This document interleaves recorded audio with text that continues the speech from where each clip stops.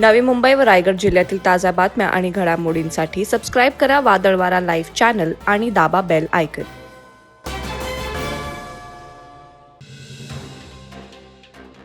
कर्जतमधील भिसेगाव आदिवासी वाडीमध्ये शासनाची एकही योजना पोहोचली नाही। त्यांना राहण्यासाठी हक्काचं घर तसंच शबरीसारखी योजना असताना त्या योजनांची अंमलबजावणी होत नाही।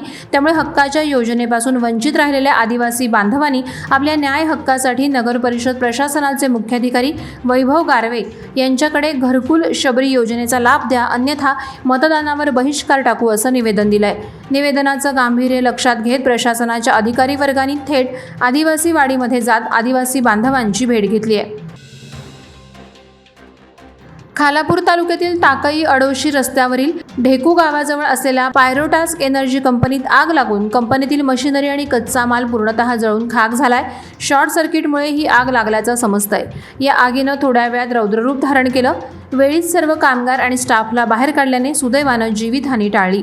त्यानंतर अग्निशमन दल आणि खोपोली पोलीस ठाण्यात संपर्क केल्यानंतर खोपोली अग्निशमन दल, टाटा स्टील अग्निशमन दल, आलाना अग्निशमन दल, JSW अग्निशमन दल यांनी त्वरित धाव घेत आग आटोक्यात आणली। शेअर्स खरेदी आणि विक्रीच्या नावाखाली जास्त नफा मिळवून देतो असं आमिष दाखवून सुमारे 32 लाखापेक्षा अधिक रक्कम वेगवेगळ्या बँक खात्यात ऑनलाईन पद्धतीनं घेत फसवणूक केल्याप्रकरणी इंडसइंड बँकेचा माजी अधिकारी प्रवीण कुमार रमेश मिश्रा वय 26 वर्ष आणि त्याचा इंडसइंड बँकेत काम करणारा साथीदार अशोक चौहान याला नवी मुंबई सायबर क्राईम पोलिसांनी अटक केली आहे। प्रवीण कुमार ग्राहकाला खाते उघडण्याकरता अशोक यांच्याकडे पाठवायचा। अशोक खाते उघडून त्याचे debit card, ATM card, chequebook, बँकेशी संलग्न मोबाईल क्रमांक स्वतःकडे ठेवून या खात्याचा वापर सायबर फसवणुकीसाठी करीत असल्याचं तपासात निष्पन्न झालंय। ऐन लोकसभा निवडणुकीच्या तोंडावर शेतकरी कामगार पक्षाला राजकीय हादरे देण्याचं काम राष्ट्रवादीचे प्रदेशाध्यक्ष सुनील तटकरे, मंत्री आदिती तटकरे, आमदार अनिकेत तटकरे करत आहेत।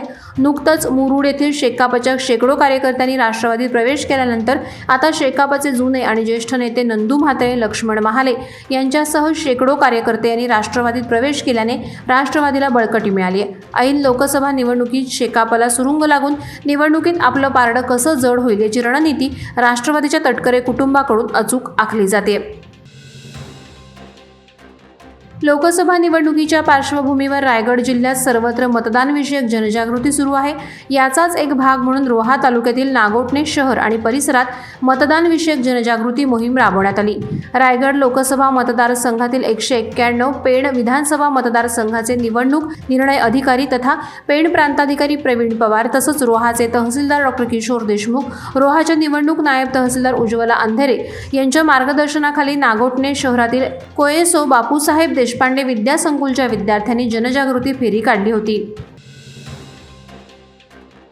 मतदारांना आकर्षित आणि जागृत करण्यासाठी उपविभागीय अधिकारी आणि तहसीलदार खालापूर यांच्या वतीनं खोपोली ते कर्जत व्हाया पळसदरी मार्गे सायकल रॅली काढली। या रॅलीला उत्स्फूर्त प्रतिसाद मिळाला। निवडणूक आयोगाच्या निर्देशाप्रमाणे 189 कर्जत विधानसभा मतदारसंघात स्वीप अंतर्गत मतदान जनजागृतीकरिता छत्रपती शिवाजी महाराज चौक शीळफाटा खोपोली ते शिवाजी महाराज स्मारक कर्जत येथपर्यंत सायकल रॅलीचं आयोजन करण्यात आलं होतं। अनेक सायकल स्वारांनी या उपक्रमात लोकशाही प्रति आपली जबाबदारी डोळ्यासमोर ठेवून उत्साहानं सहभाग नोंदवला। आगामी लोकसभा निवडणुकीच्या पार्श्वभूमीवर गेल्या 4 दिवसापासून पोलिसांनी पनवेल शहर हद्दीतील बूथनिहाय मतदान केंद्रांची पाहणी करून त्यांचा आढावा घेतलाय। पनवेल शहर पोलीस ठाण्याचे वरिष्ठ पोलीस निरीक्षक नितीन ठाकरे, पोलीस निरीक्षक गुन्हे अंजुम बागवान, पोलीस निरीक्षक प्रवीण भगत, गोपनीय विभागाचे अधिकारी संजय धारेराव आदींच्या पथकानं मतदान बूथ यांची पाहणी केली। त्या दृष्टीनं तेथील सुरक्षितता, त्या गाव परिसरातील लोकवस्ती, तेथील गुन्हेगार आदी बाबींचा आढावा या पाहणी दौऱ्यात घेण्यात आला। पेण पूर्व विभागातील ग्रुप ग्रामपंचायत आंबेघर या प्रतिष्ठेच्या ग्रामपंचायतमध्ये उपसरपंचपद निवडी कार्यक्रम घेण्यात आला। यावेळी एकच अर्ज आल्याने अजित रामचंद्र साळवी यांची उपसरपंचपदी बिनविरोध निवड करण्यात आली। या ग्रामपंचायतमध्ये एकूण 8 सदस्य आणि सरपंच असा कारभार चालतो। ग्रामपंचायतीवर नेहमी एक हाती सत्ता राहिली आहे। आता भाजपकडे ही ग्रामपंचायत असल्याने येथे प्रत्येक सदस्याला उपसरपंच पदाचा मान दिला जातो। याआधी 2 सदस्यांना उपसरपंच पदाचा मान मिळाला तर आता गणपतीवाडीतील अजित साळवी यांच्या गळ्यात उपसरपंच पदाची माळ पडली आहे। वादळवारा लाईव्हसाठी न्यूज ब्युरो रायगड. नवी मुंबई व रायगड जिल्ह्यातील ताज्या बातम्या आणि घडामोडींसाठी सबस्क्राईब करा वादळवारा लाईव्ह चॅनल आणि दाबा बेल आयकन.